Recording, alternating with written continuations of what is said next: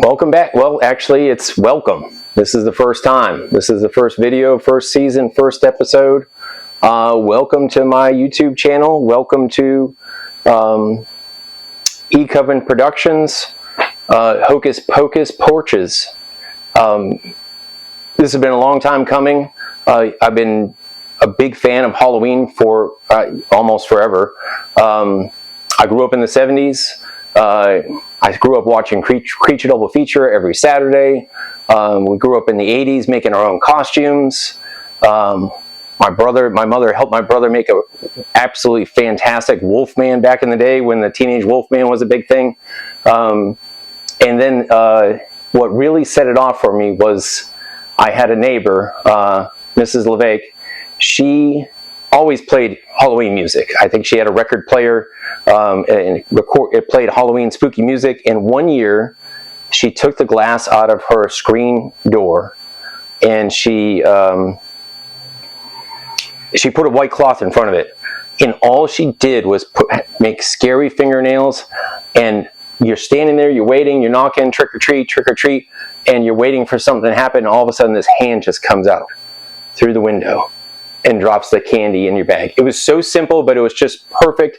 And, you know, all these decades later, I still remember it. So I've been watching a bunch of people for some years.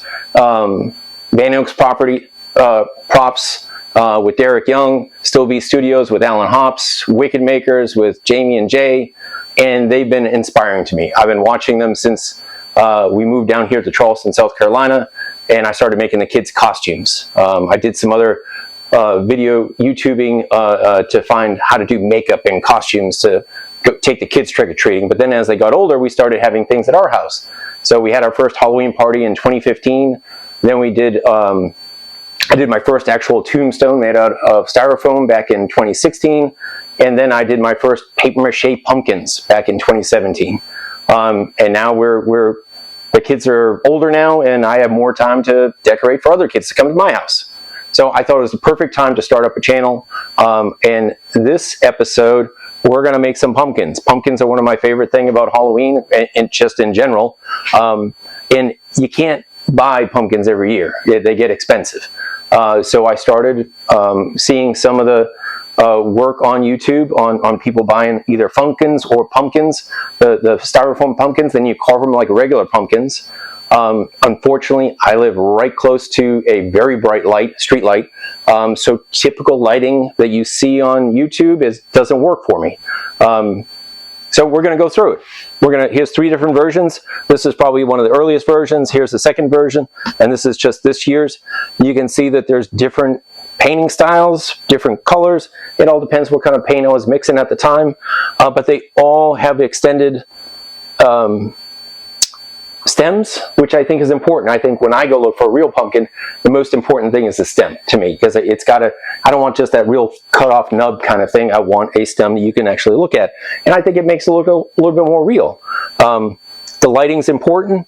Whether you put a candle inside of it or you just do the actual light, that's up to you. But I'm one of those people, and maybe I've picked up the habit from watching folks online, that it's got to look good in the daytime as it does at night. Some people have, you know, does it look good at 10 feet at night when it's in your haunt or when it's in the dark? And that's okay. I kind of like to know that it looks good during the daytime as well. So if you walk up on it, you'll see. So these are actually extra large lightings that you'll find on a trailer. And then we have it wired up with regular low voltage cabling and easy regular barrel connectors like you used to have for your stereo system way back in the day when we had those. And it makes it super easy to bring everything out, lay it all out, connect everything up through the connectors, and then as you can see, hopefully you can see on this lighting that they are flickering because it has a little flicker controller along the way. Next year we'll probably wire them up to a more sophisticated flicker box, so then you can actually control the sound with the lighting, with additional things going on for the decorations. But this year we're going to put out about 40 some pumpkins, and we'll see those in a later video. So I've got one pumpkin off to the side that I haven't finished yet, and we're going to walk through over a couple videos how we create the candle, how we put together the lighting, how we wire it up with some very light soldering, how we carve the pumpkin, how we insert everything from the bottom side, and then put it out into the yard. So thanks for watching, and hopefully you enjoy it. Let's get to it. So we got a couple different options for making our candles. I use PVC pipe. That's what I learned on YouTube, and it seems to work the best. It kind of sells the shape and the context for your eye. So the width of the PVC pipe, it depends on what kind of lighting you're using.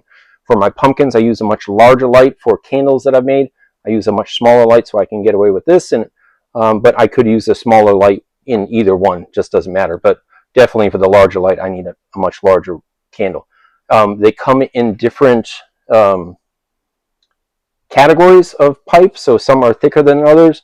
You want to be on the thinner side because it's going to be easier to cut, as well as the thinner it is, the more light that's going to shine through. Shaping is important. We don't like this one here. This is just a straight cut, the top and the bottom. If you see it, it could be a candle, but it really kind of just looks like a pipe.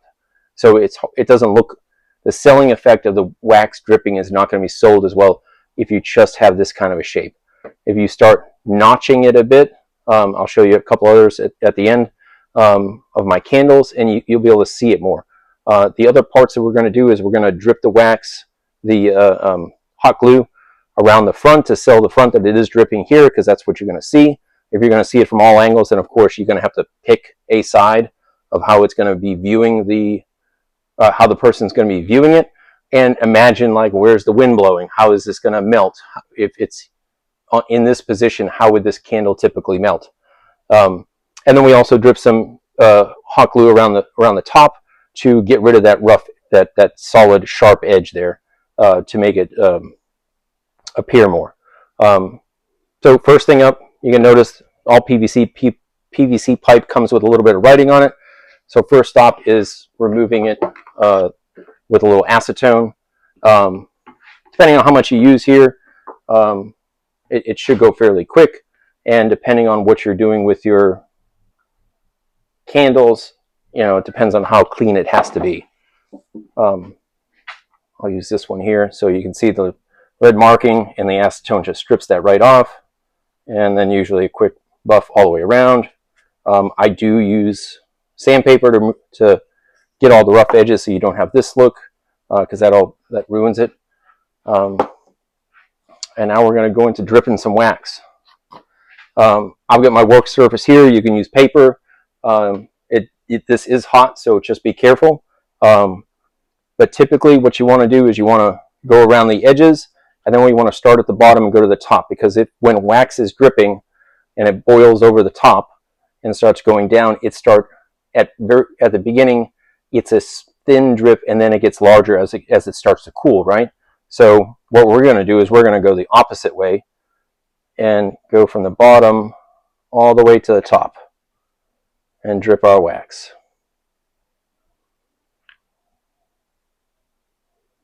And depending on how hot your gun is, like mine looks like it's really hot right now, it's going to make larger drips, and I'll let it cool off for the next one, and you'll see that the drips get a little bit thinner. Thinner sometimes is better. What you really just want is you don't want a consistent shape that looks like someone just did it with a glue gun. So now I'm going to drip all the way around the edge.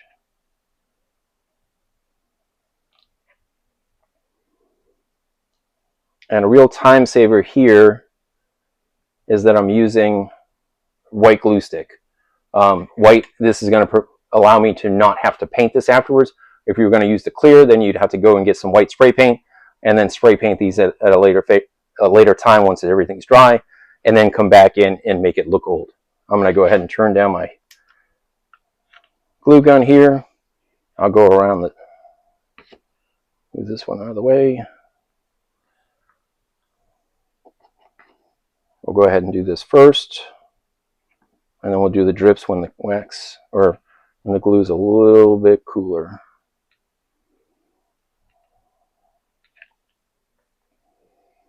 And again, I'm picking this as my surface that the face where people are going to see. I'm going to do a series of going up and down.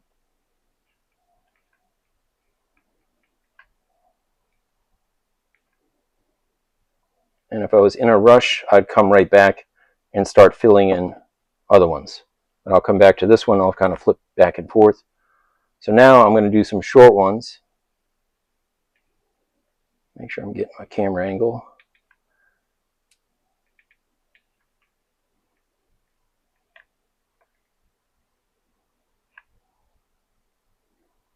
So now it's starting to fill in naturally, and you're starting to get the idea that this candle has been there for a while. Let me load up another glue stick.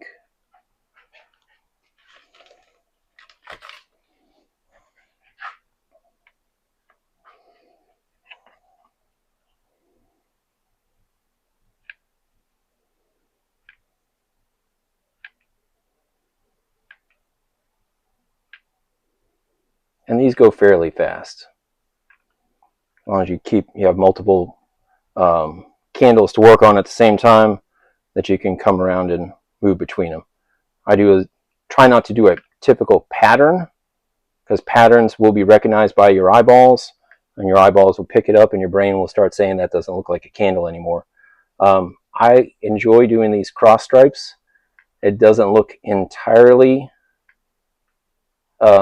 I don't think I've ever seen a candle melt like this, but what it does for me is it gives me depth. So when I start aging this, these things really start to pop out.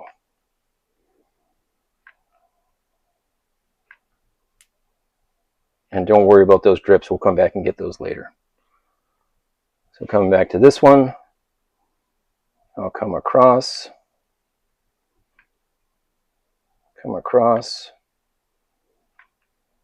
and then I'll come back up, cover it up, really building up that layering effect. And this one's looking great at the top already. And then this one, let's fill this in.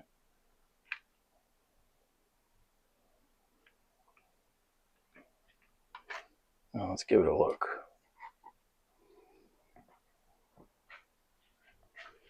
So right now I'm pretty happy with both of these. Again, it depends on where you're putting them. If it's going to be in a display where people are going to have a chance to get up close to it, then you might want to spend some more time with it. If it's inside of a pumpkin, maybe this is great. This is perfect.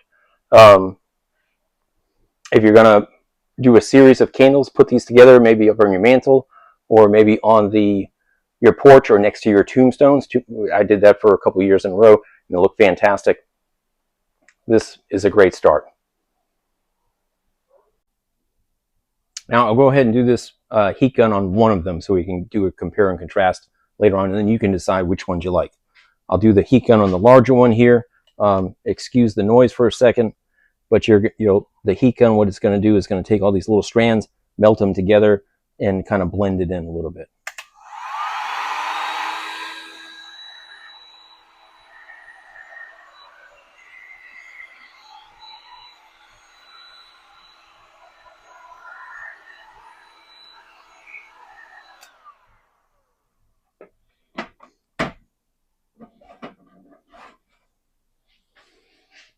As you can see on these other ones, I left the strands in there because I think it looks nice. I like that effect. So if this makes you happy here, you can let this cool, and then we'll come back and age them. Or if you want to put in more layers, you can most definitely come back in and work at this until you really feel like you're selling the effect of the candle.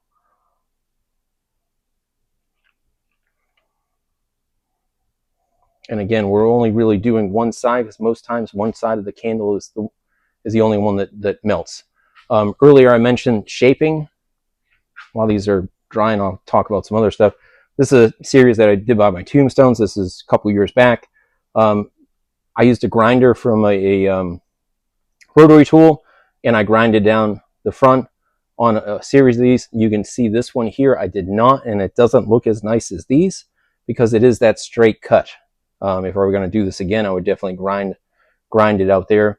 other folks, like I saw on Alan Hoff's channel, for their haunted house, they do the grinding and then they do the heat gun and they will push in these centers, and it really does sell it. It looks great. But let's go ahead and grab a paper towel. I think we're safe to move on. I have an old brush line. I do. So what I'm going to do here is, this is leather gel. This is a tip I got from Alan Hoff's channel. I'm going to put a little bit out. I'm going to use the brush to get it all into all of the corners and all the crevices. And then I'm going to use this paper towel and I'm going to scrape it off. More like a rub and buff kind of thing. But I've been using this paint, the throwaway paintbrush here, to really get into the grooves in between these layers of the hot glue. This is something that I really should have just put on some gloves for, because this leather stain does stain. So I'll just have to be careful for y'all on the camera.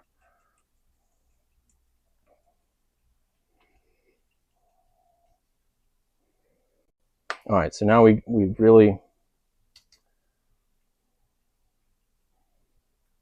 dab that in. And again, if I'm using this for a pumpkin, I don't necessarily have to worry about these sides because no one's going to see them inside a pumpkin. But if I'm using it on the porch, I'm using it on a tombstone, I would most definitely do the whole thing, but with gloves on. So then it's as simple as taking a rag and brushing down. Rag. Sometimes it's a little bit of a polish. But what this is doing is it's getting dirt in between those layers of the glue. It's giving you that nice contrast of the dark color with the lighter color. It's giving you all the depth that you couldn't see with just one color.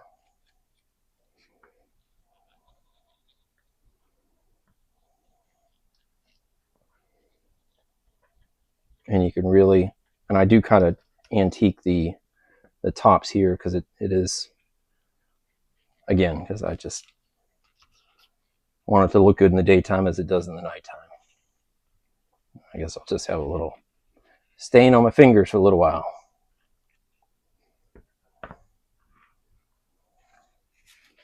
So there you can see major difference between the one with the stain and the one with without the stain. You could use the stain. You could go to the store, get yourself some acrylic. Burnt sienna is a favorite. Yeah, that's all I get for burnt sienna.